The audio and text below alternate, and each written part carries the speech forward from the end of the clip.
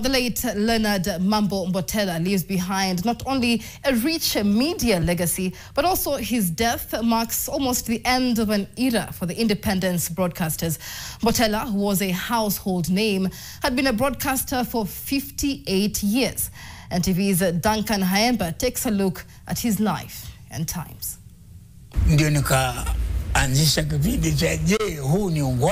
The iconic and legendary signature of the fallen veteran broadcaster and media icon Leonard Mambo Mbotela, who straddled the media landscape in Kenya, ostensibly radio from 1964 to 1997 when he retired, but was retained on a contract until 2022 when he finally dropped the mic, inking a record 58 years of reigning the airwaves and being one of the most influential and authoritative voices on Kenya's radio.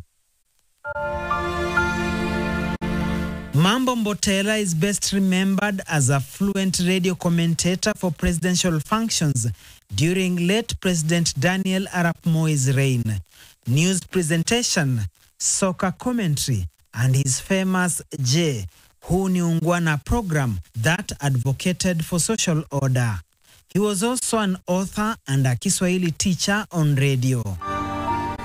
His biggest and most unforgettable experience in his broadcast career is the night of August 1st, 1982, when rebel soldiers stormed his house in Ngara Estate in the wee hours of the night, drove him to Broadcasting House, Voice of Kenya Studios, now KBC Radio, and forced him at gunpoint to announce that President Moi had been overthrown. The Air Force mutinous soldiers wanted to use Mbotela's credibility to assure the country that there was no government in place. It took about 2 hours before the mutinous soldiers were run out of town by loyal forces, who again ordered him to retract the early announcement and inform the country that President Moi was still in power and coup masterminds had been overpowered. The fallen media giant started working at the national broadcaster in 1964, when it was known as the Voice of Kenya, where he served for 33 years until 1997, when he formally retired, and his sole duty was broadcasting, before taking a contract for another 25 years, when he finally called it a day in 2022. As revealed in his J. Huu ni Ungwana memoir that was published in 2023. In 1984, he was recruited into the Presidential Press Service, PPS. Mbotela was born on May 29, 1940 in Freetown, Mombasa, and was a firstborn in his family.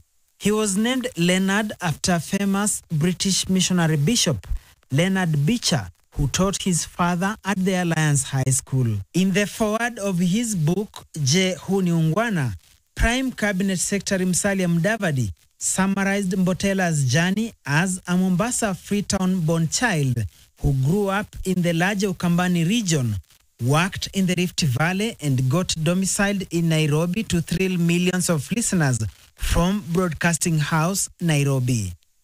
Indeed, a legend has fallen. A chapter has closed, marking end of an illustrious era. The unforgettable radio maestro has signed off at the age of 84. Fare thee well, Mzee Leonard Mambo Mbotela. Duncan Haemba, NTV.